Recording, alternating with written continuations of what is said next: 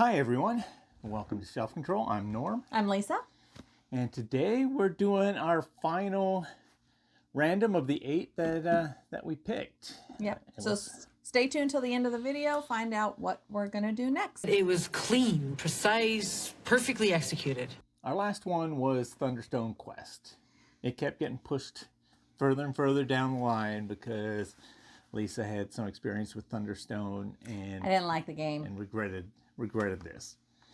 But we muscled through and we've played it a number of times. Many times. And so we're going to talk about it.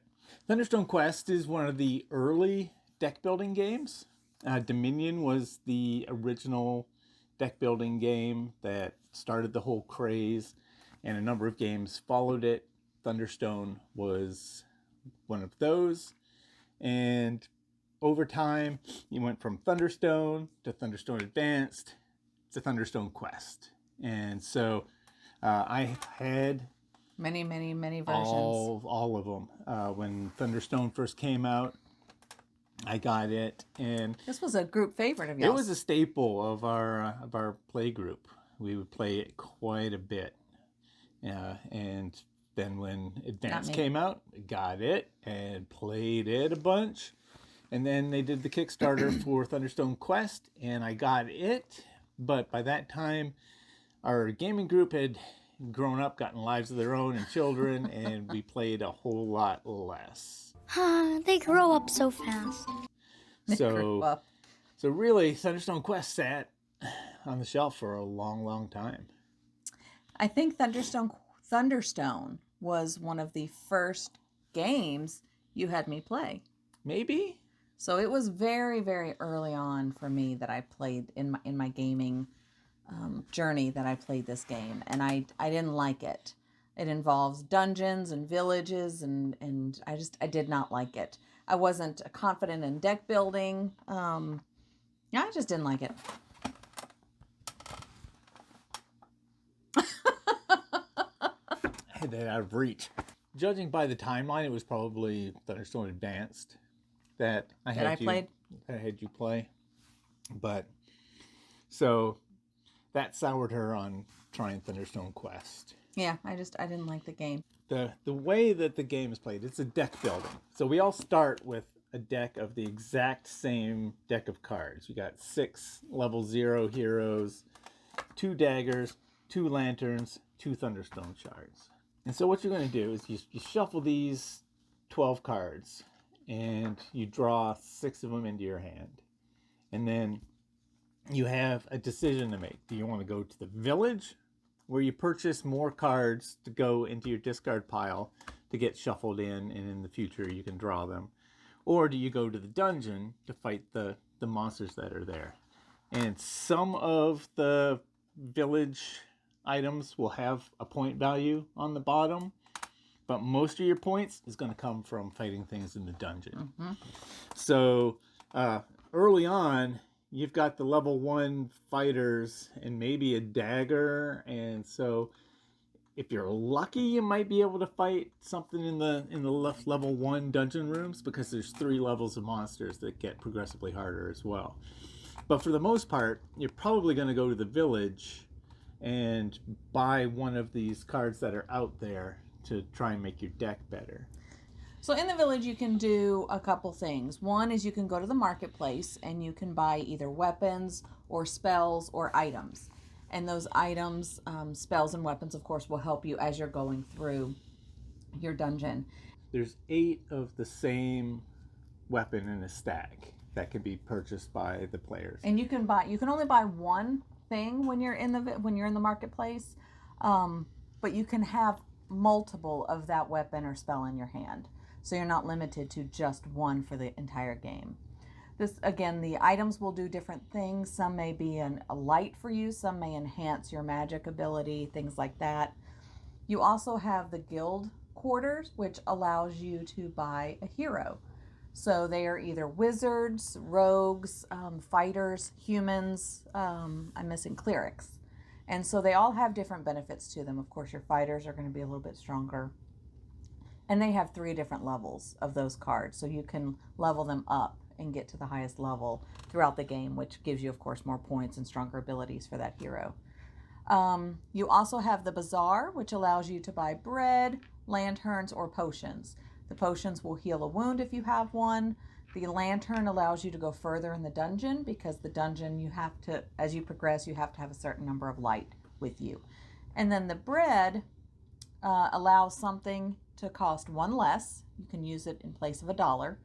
Or it also gives you an extra, so if you happen to have that fighter that can only hold a level 2 weapon, if you turn in a bread, it gives him another +2, so he could hold a weapon that is a 4 value.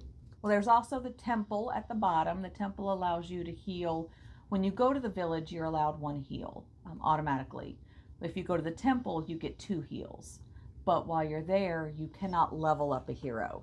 So when you're in the village, automatically you can heal 1 wound if you have one, and you can level up one of the heroes in your hand.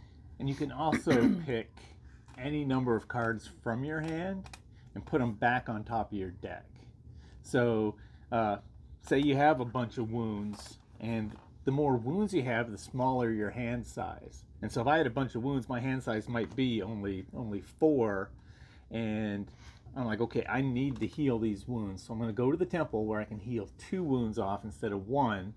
And I've got 2 cards here that would be really great for going into the dungeon, or they give a really high dollar value for what I want to buy in the village next turn. I can then put those on top of the deck, and then my turn would be over. But then I get to draw those as part of my starting hand. So it can really help you tune your hand for whatever you're planning to do the next round. And then your last option you can do in the village is the Shop of Arcane Wonders. And that you just get a treasure. You pay 10 gold, and you pay 10 gold and you get a treasure card. And those cards are just very special. They randomize. They could be heroes in there. There could be weapons. There could be spells. There could be items. Some cards will just say, hey, discard this and get 2 victory points. So there's different things in that treasure pile, but it costs 10 money. However, you can also get those in the dungeon. Sometimes you'll get that as a reward for defeating some of the enemies there. So that's what you can do in the village. One cool thing about it is if you go to the village and you happen to have a lantern. Do I have a lantern? I should have a lantern in here. Yeah. So if you happen to have a lantern in your hand, you can say, after you finish your village action, you can say, okay, I'm going to go to the wilderness of the dungeon. So you can only stick to this top level, and you can fight the giant rat, which looks just like something from a movie. Rodents of unusual size? I don't think they exist. But we're just going to call it the giant rat, being fought by a man with a pirate mask. So when you go there, you can then defeat this if you have heroes in your hand that have a hit point or a hit value of 4. So then you defeat the monster, and by defeating that monster, you can automatically take your level 0 hero. So it's a level 0 hero, which you start with 6. You start with 6 of them. You can take a level hero 0 from your hand and basically upgrade him for free to a level 1. Turn him into any of these level 1s up So here. that's very beneficial. So when you're starting out, that's really the way you're going to build your heroes in your deck, is by fighting this giant rat and getting rid of your zero heroes. 0 heroes. Your 0 heroes and getting one of the other ones. So that's what you can do in the village. So then if you go to the dungeon, you'll have different monsters, level 1s, level 2s, level 3s, just shuffled. And it'll be a particular type. Like in this case, we have the elemental creatures. The level 2s are chaos lizards, and the level 3 are elemental demons. And so those are chosen either according to the quest you're doing or at random. And they have a value up in the top corner, just like the rats. And you have to have that much attack to defeat them in your hand. So in this case, you'd have to have 5 attack. Some creatures, such as this guy here, they might have a little symbol up in the top, a little number of if it's blue, it's physical resistance, meaning that they ignored that much physical attack. So they basically have a shield of that value for physical attack. And if it's pink, it's magic resistance. So any spells or any people that deal magic, you ignore that much. So you'd have to have, in this case, 7 attack beyond what his shield value is. Yeah. So if I was fighting this guy and he had a shield value of 2, and I had just physical in my hand, I would have to have basically 9 attack instead of 7 to get past him. And then they have a certain number of wounds that they give you when you fight them, a certain number of experience points / victory points, and maybe a spoils in the bottom. And this one, he's got a treasure chest, so you would actually draw one of these treasure cards and put it in your discard pile. Sometimes they might give you a lantern or a bread or a healing potion or something like that. And once you defeat him, it goes off, and then the card turns over and it gets refilled. What's going to trigger the end of the game is you have 6 guardian keys. And the game is going to end when 4 of these get revealed. What will happen... Is that the same for any number of players? Yes. Okay. One of these keys will get shuffled into the first deck. 2 get shuffled into the second deck. And 3 get shuffled into the third deck. So you don't know when they're going to show up, but you know that they're more apt to show up in that third row. And because there's 1 in the first and 2 in the second, the game's not going to end until somebody hits the third row at least once. Yeah, because it's going to take you a little bit of time to build up to be able to fight those level 3 monsters. Yes. So once that 4th one comes out, then what's going to happen is the giant rat is going to flip over to the guardian side. And everybody, you'll have your hand of cards already, but you'll draw 6 more into your hand and discard 4. And then you have 1 more turn to try and get as many points as you can. Ideally, you're going to fight this guy, but he can be tough and he can have really troublesome abilities. So you need 10 fight power to destroy this guy, but he has a before battle ability, which means you're going to roll 2 of these dice, and he's immune to the fight and the magic from heroes that have that skill ability to it. So again, with our 0 heroes, they have a skill ability of 2. So I'm going to roll the dice, and if I have the skill ability of 1 or 3. And so these two heroes here have a skill ability of 3. So if I had these guys in my hand, I would not be able to use them in this battle. He's immune to the damage that these people do. So it can be hard. It can be really hard. So he may not be what you want to do for your very last turn. So ideally, you want to beat this guy, because when you beat him, you gain points equal to half of your attack that turn, which can be a sizable amount. You know, he needs 10, so if you beat him with 10, you'd get 5 points. Plus, the wilderness gives you a spoils of 1 point for every guardian key that was revealed, which is 4. And so you get a sizable number of points that way. If you happen to have really strong heroes in your hand, you're going to want to fight him. If you avoid getting immune to anything, you may end up defeating him with 20, 25 power. And so you're getting, what, that's 12, 13 points, plus the additional 4. So it can be really great to defeat him. But if you can't beat him for your turn, you could decide to fight somebody else in here and get the points for defeating them. Or if your hand's really bad, you can go to the village and buy something that has some points. Like this has 2 points on it. It's not great, but who knows? It could help.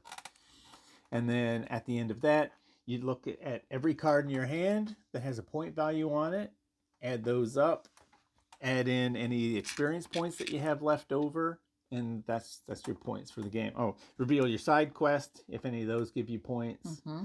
And then whoever has the most points wins the game. And one thing we failed to mention, so when you're in the village, when you're done with everything, you have the option to level up a hero in your hand.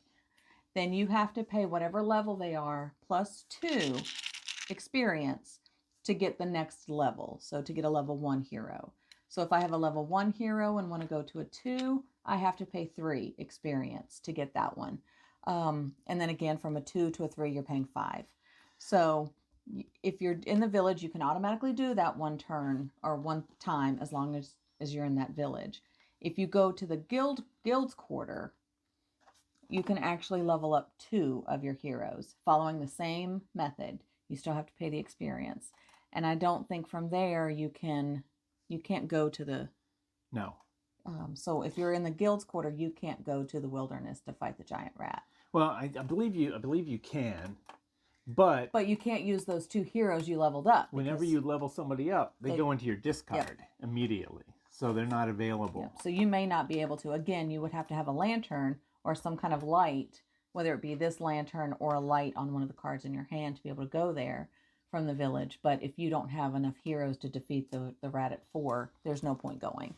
And also, as the game progresses, you're not going to have these level 0 heroes in your deck anymore. So going here is kind of pointless, because to go from the village into the wilderness to fight the giant rat, the only benefit there is to automatically upgrade a 0 hero to a level 1 hero. So once you don't have any in your hand anymore, there's no point going there. So as we alluded to with the giant rat, when you level up level 0, it costs 2 XP if you're doing it in the village. You can choose any of the level 1s that are available up here. Once you have a level 1 of somebody, so I have this level 1 cleric in my hand, if I want to level her up to level 2, I have to go through the pile and pick out the level 2. I can't turn her into a level 2 fighter or something like that. So she's always going to be this cleric. And once those are gone, they're gone.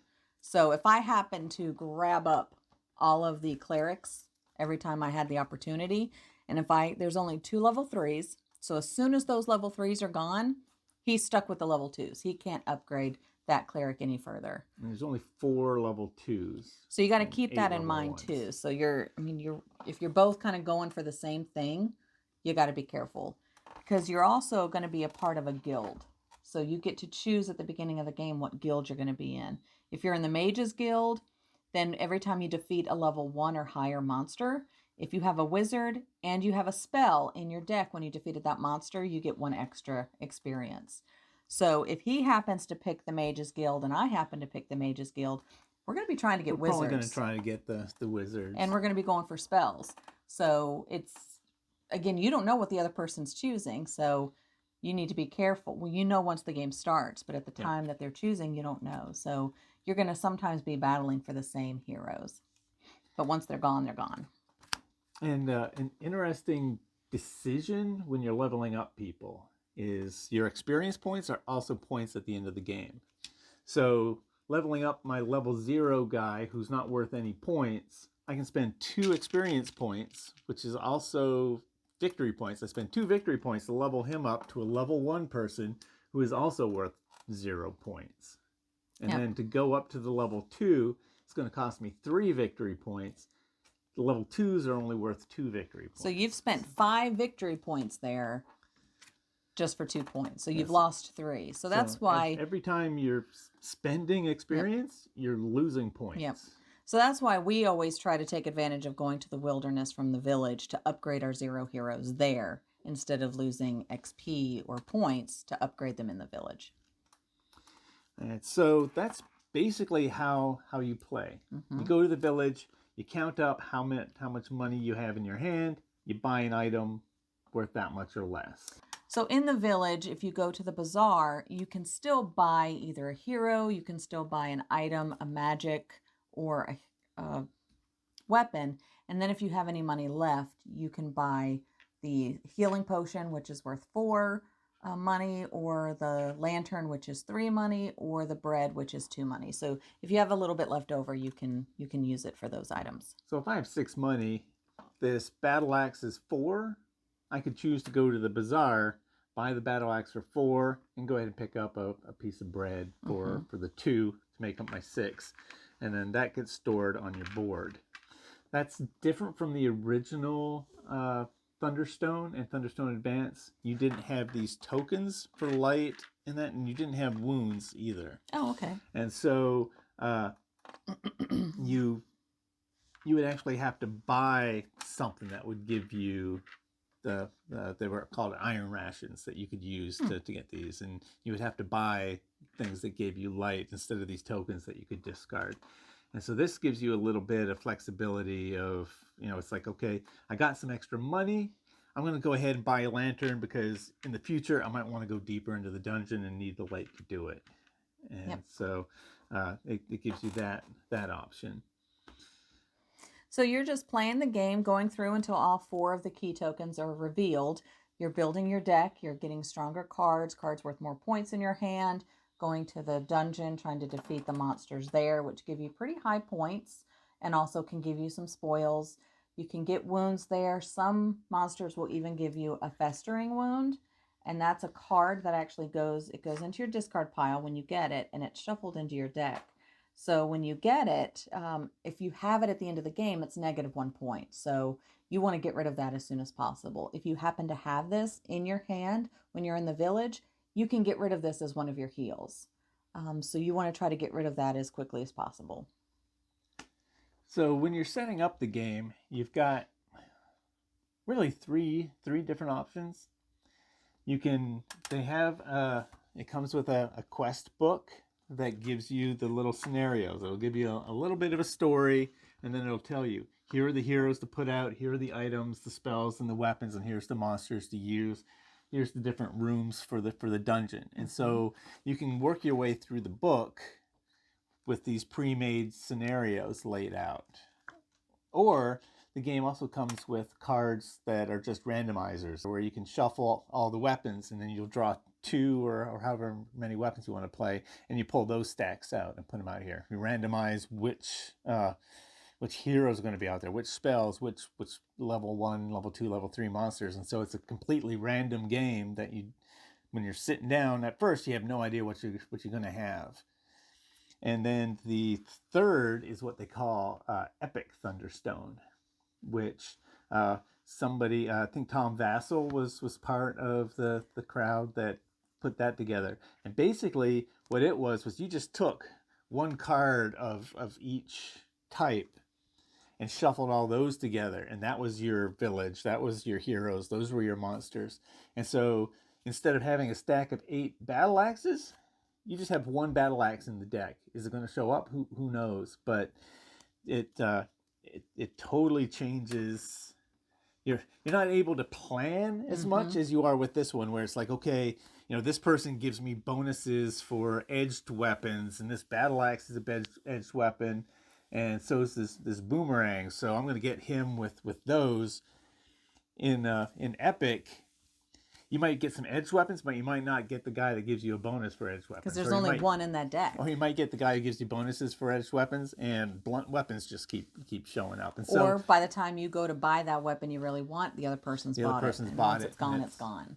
So we've played all 3. We've played all 3. The Kickstarter, I don't know if all the expansion sets come with a set of cards for Epic, but this is the first Kickstarter that they did. I got this, and they had the option of paying a little bit extra and actually getting a stack of cards that was one of every card to instead play of you having Epic. to do it yourself. Instead of having to pull them out, and then if you wanted to play regular, you'd have to go through and put them all back down, so you'd have a stack of 8 nice. again. That's and convenient. so yeah, that was nice. And so those are the 3 different ways you can play. But again, the way it plays is going to be exactly the same. Yeah, it plays exactly the same. It's just, are you playing a preset scenario, a random scenario, or are you playing Epic? Yep. So that's pretty much the game in a nutshell. You're building your deck. You're trying to get as many points as possible between the village and the dungeon. And at the end, whoever has the most points win. All right, so let's talk about what we like and don't like. Let's start with the person who has the least experience with Thunderstone. So again, this is one of the first games I ever played. It was not Thunderstone Quest, but it was a version of Thunderstone. And as I said before, I did not like the game.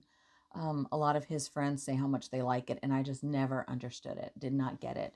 Every time he suggested we play it, I always bowed out, was not interested. I thought it was very boring. But again, it's been so many years, I don't remember exactly what I didn't like about the game. Having played it again, with years of experience playing other games, it's a whole different experience for me. So I understand how it works. I understand deck building now, how to strategize a bit. And so I like how the game has been put together. I think it's a well-balanced game as far as the village and the dungeon. And I've enjoyed playing it this go round. So where I've dreaded picking it up and bringing it into the random reviews, I'll eat my words. I will eat my words there. So I did enjoy the game. I like deck building. I'm not good at deck building at all, but I enjoyed putting everything together in this particular game.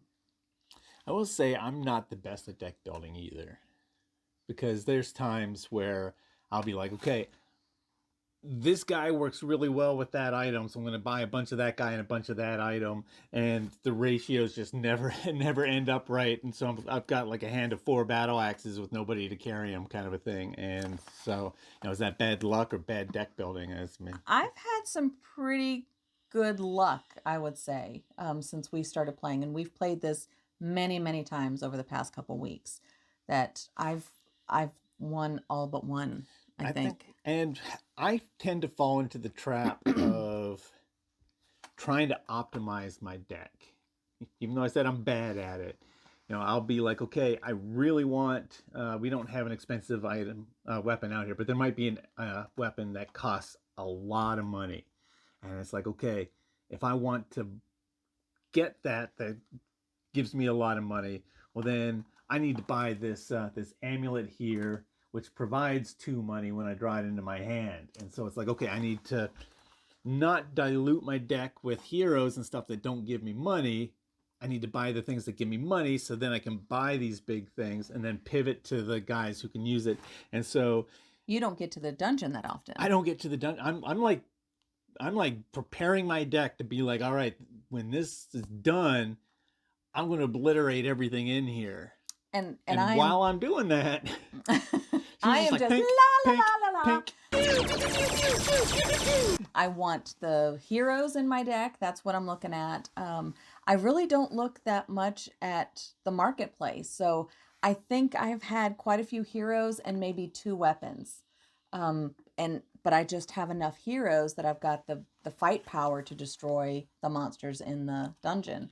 So where I'm kind of going in willy-nilly, just buying cards as I can, getting my heroes, I'm tearing up the dungeon, and I'm getting all of these points. I'm gearing up to fight these level 3 monsters, and she's killing all the level 1s and level 2s and just having this huge pile of experience points, victory points. But then I take those experience points and I level up all of my heroes. So at the end, I have quite a few level 2 and 3 heroes in my deck, while he still has a lot of level 1s, but he has a lot of marketplace items. So he's got some points there, but he doesn't have the points I have from the dungeons and these heroes.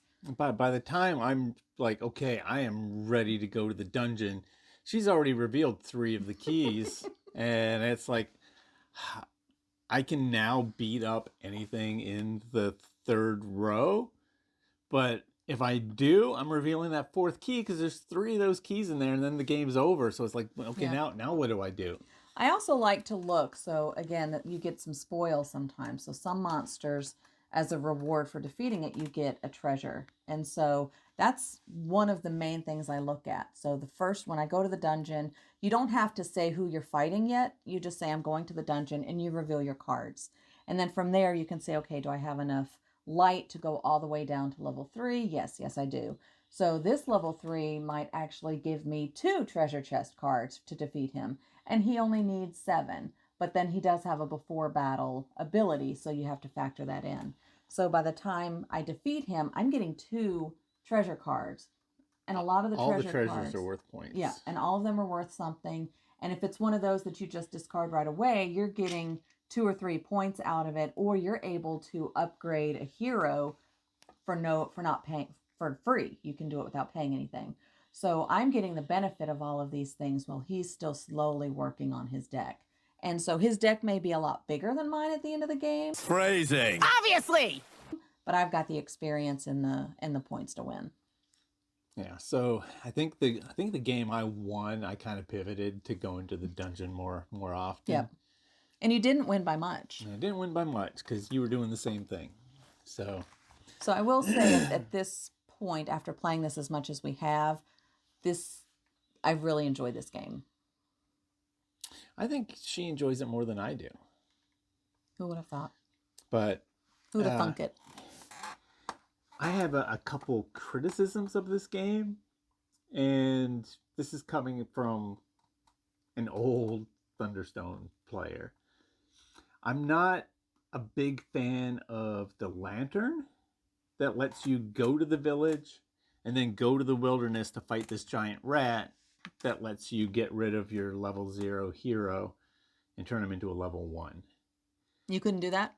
You couldn't do that. You had to spend the 2 XP to level this guy up. It's way too easy in this game to get rid of your starting cards that you don't want to. The dagger says after buying a card, you can destroy one and only one dagger. So when you're tired of carrying around a 1-attack dagger, you buy something, you just trash it. Where in the original, if you wanted to get rid of these starting cards, you needed to go fight something that said destroy an item or a weapon. And you'd be like, okay, excellent. I got this dagger I don't want. Let me fight that monster that destroys a weapon and get rid of it. And with it's way too easy to turn these level 0s into level 1s.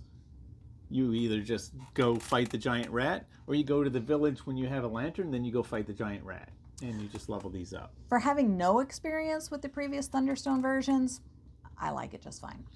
Well, the problem that I have that this causes, and it may be because we played this primarily at 2, but you've got eight of these guys here, and like you would constantly be leveling these people up to these, and nobody wanted to buy the last level 1 guy. Because when you buy the last level 1 guy, the level 2 guy becomes available to buy. Instead of paying 6, you just pay 9 and you would take him.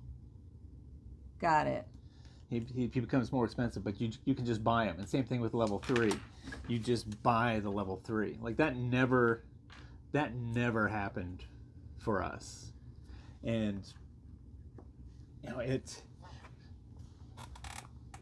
it was like, I don't know, I never wanted to buy a level 1 character because I had 6 of these guys that I could just easily turn into a level 1 character. Yep. And so I'm fine with that. That part was missing, where it's like, okay, I got 6 gold. Am I buying a weapon or am I buying one of these guys? And it's like, well, I have a lantern in my hand. Obviously, I'm buying a weapon and going to the wilderness and then leveling this guy up to a level 1 for free. And I think maybe I would like it a little bit better if instead of the lantern saying take a village action and go to the wilderness, if it was like, if you go to the wilderness and you have the lantern, after you fight the rats, you can go further into the dungeon. Because in that case, you would get to do the spoils of leveling this guy up to a level 1, but that level 1 goes into your discard pile. It's not in your hand anymore for you to go deeper into the dungeon. And so then you would actually have to give some thought as to, do I really want to destroy this guy to level him up, but I wouldn't be able to fight the next things in the dungeon. Something to make the decision a little bit trickier, because now it's just like, oh, I have a lantern and 4 attack. All right, I'm going to the wilderness. I'm leveling this guy up for free. I remember in the original Thunderstone, you had an option of your turn of, if you didn't like your hand, you could just rest, is what they called it, and you would just trash a card in your hand, and that was your turn. And that was actually something that he would do in the original Thunderstone, just to get rid of these starting cards because they were just junk, and it wasn't easy to get rid of them. And Thunderstone Quest makes it so easy. And It's not easy. Oh my God, it's so easy. It's so easy. It's just, it's a different game from the original Thunderstone. It changes up the heroes. I didn't like Thunderstone. I like Thunderstone Quest. So But who knows? To be real honest and fair, if I were to play the original Thunderstone version again, I don't know if I would like it or not. So we would have to be fair and play that one again. But we don't have it, so. when this came up as the random, I actually still had the original Thunderstone. I gave a friend of mine the advanced when I got this, and I was actually like, okay, well, let's break out the original Thunderstone and play it for a comparison. And when I opened it up and was looking at the cards, the graphic, the icons on them, everything about it was just like, this is not easy to figure out. I'd have to like relearn, because all the icons on this are fairly clear. They're nice and big. It's got a one attack up in the corner, where the other one you had to read down in the box, and it would say attack +1 or something like that. And so the design of this is a bit better. Yeah, they definitely modernized the graphics of it. And so after looking at the original, I was like, I don't want to play this anymore, even though there's changes in here that I'm not a huge fan of. Excuse me. The ease of the cards makes it so much better. And so Okay. Well, we've rambled enough. So let's give some scores here. Okay, who's going first? You. All right, so we do 0 to 7 for gameplay, just the mechanics and the rules. And I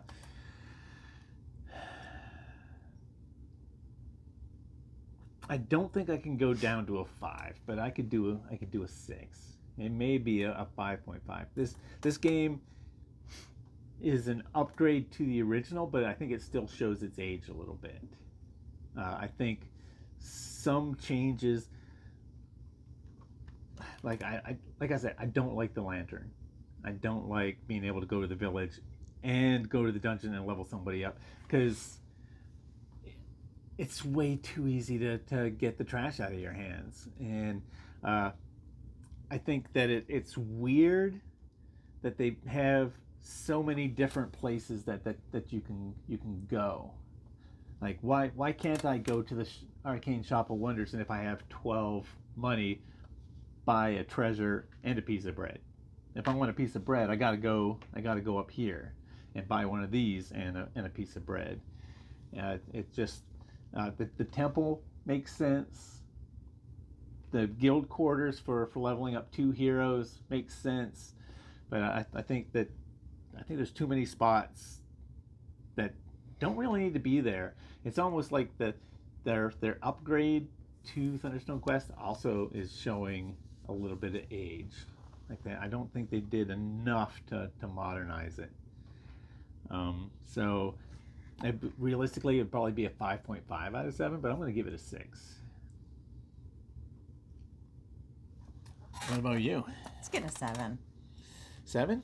I don't have anything to compare it to, except for my experience with other games. This is a top deck building game for me, because again, I'm not a huge fan of deck building games. I might like this one the most of all the deck building games we have that I've played, but without having any other comparisons to Thunderstone, I like it just as it is. I don't see any area that really needs improvement. When I was playing it, there wasn't any areas that I thought, okay, this is broken, or this is too strong, or this is too weak. There was some monsters on level 3 that were really, really challenging, and you couldn't even defeat them until you had really built up your deck and your heroes. So I think that was a good balance there. You actually had to work up to it to the point that it was frustrating, but that's the point. You've got to build up your deck. I'm giving it a 7. I like everything about it.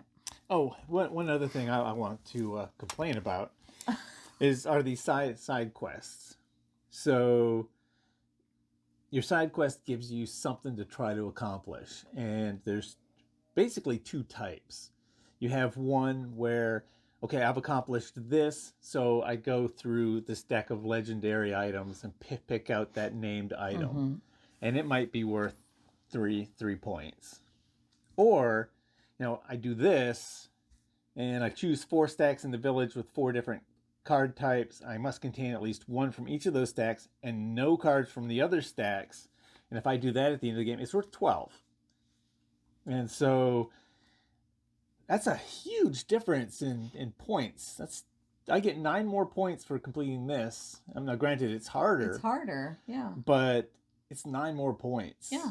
And, if you're getting that legendary item, one has a few points on it, but it may also allow you to do a lot more to give you additional points as well. And when you get these, average out. You can look through the legendary and be like, okay, what does that item actually do for me? But I don't find that a complaint. I was disappointed with the legendary items every time I tried to get one, and so I would take the ones that gave me points. I would lose because I wouldn't hit the dungeon enough, but the legendary items just didn't seem worth it. Yeah, there was 1 or 2 that I liked out of it, but other than that, they didn't really make a big deal to me, so I tended not to go with those either. But the 2 that I did get were actually, one was a weapon, and it was pretty strong, and it helped me do really well in defeating things in the dungeon. But I forgot, you have to meet a certain criteria to then go to the legendary items. There was a time, I think on 2 different games, that I got to the end of the game and realized, oh, I forgot to reveal this when I did it way early on in the game. So who knows how many more points I could have had or how the game would have changed if I had remembered to get that early on. So I'll be honest, I forget about my side quest most of the time. So I don't need it. It's part of the game, but I don't need it. Obviously, I don't need it because I beat you every time. Just humble. But I could take or leave them. All right, so wow factor?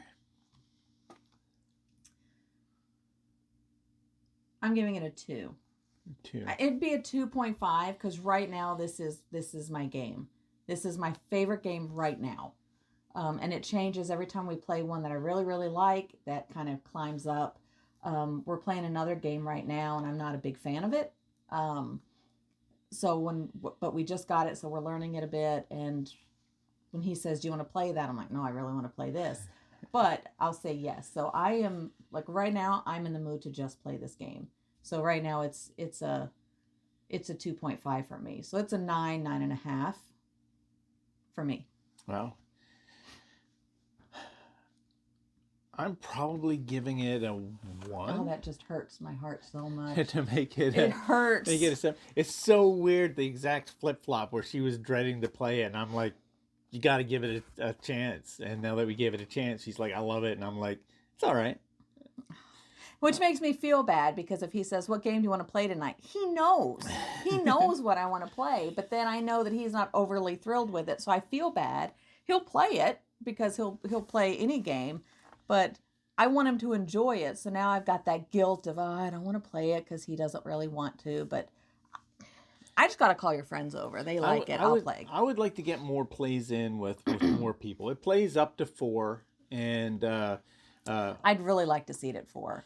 I actually, AEG sent out a coupon for $10 off of stuff in their store. Not a sponsor. And so they had what they call the Barricades mode, which is kind of like a co-op solo version that also includes stuff for up to 6 players. I would not suggest playing it at 6 players. It would take a long time. We haven't played this at 4, but if it's anything like the original Thunderstone, the more players there are, the much longer it takes because you don't do anything on anybody else's turn. And so the dungeon will change up. The market will change up while you're waiting because you're like, oh, I want to buy that last item there. And she buys the last item. And it's like, okay, so now I'm going to fight that thing in the dungeon. Then he fights that thing in the dungeon. So you kind of don't know exactly what you're going to be faced with until it's your turn. And then you take your turn and everyone else is sitting and waiting.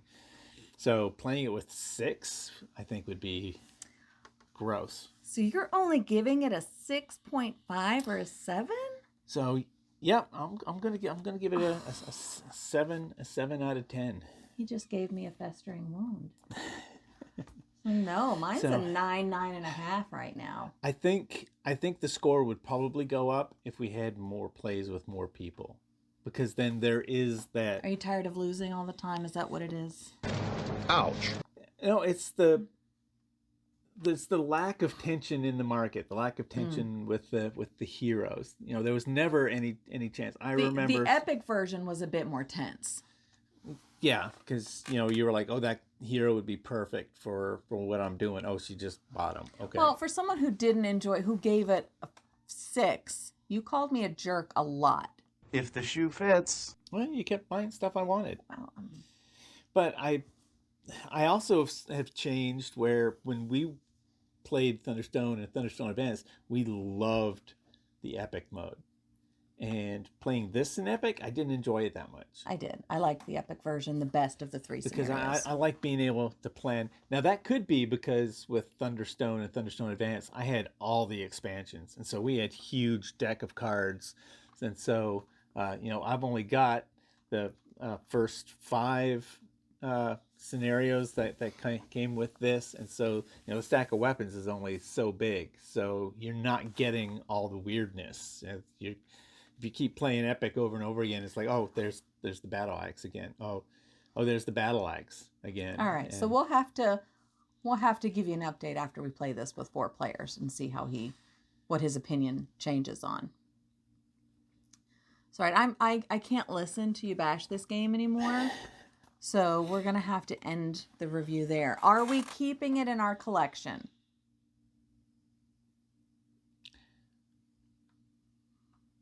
I would be okay with getting rid of it.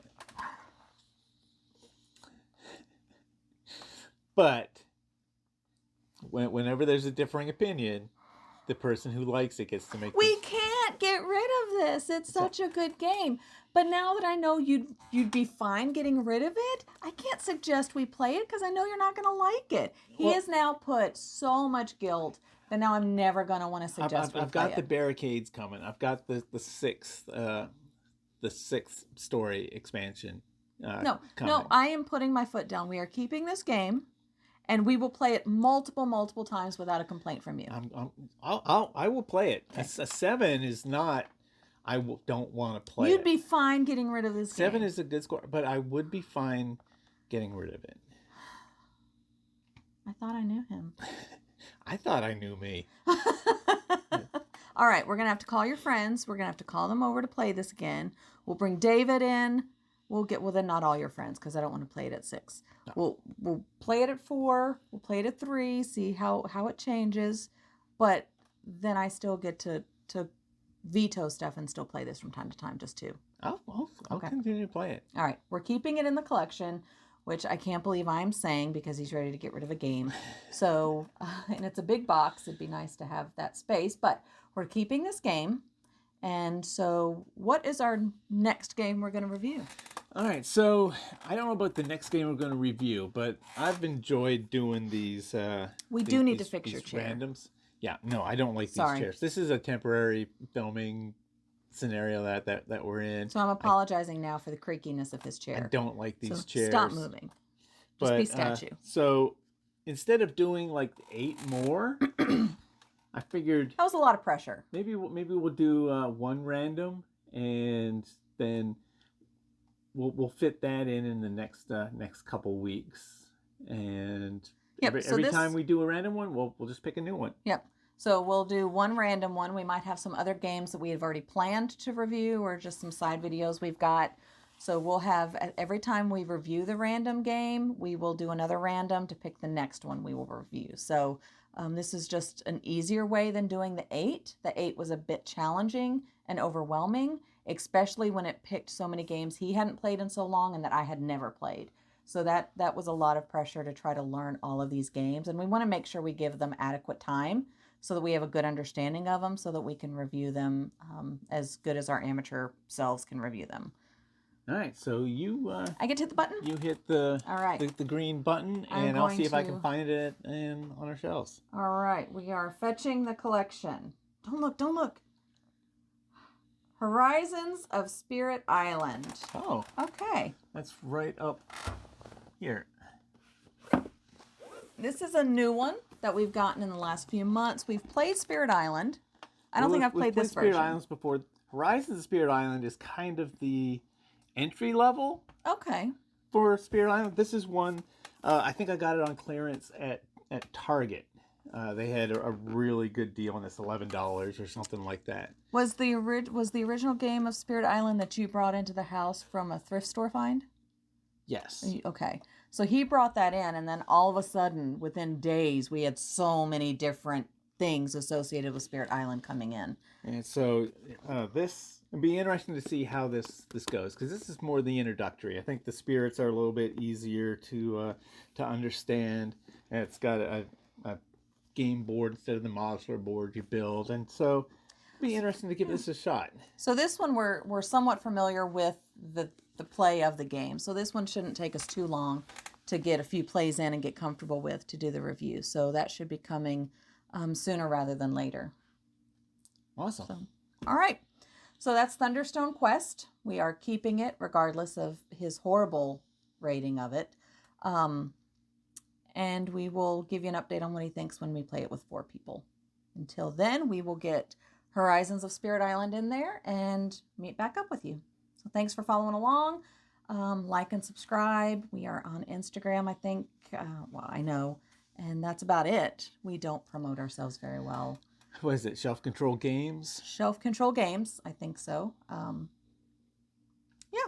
Give us a like, follow us, and let us know how we're doing. If there's anything you want us to change, add, revamp, let us know. And we look forward to hearing from you. We'll see you next time. Bye. Bye.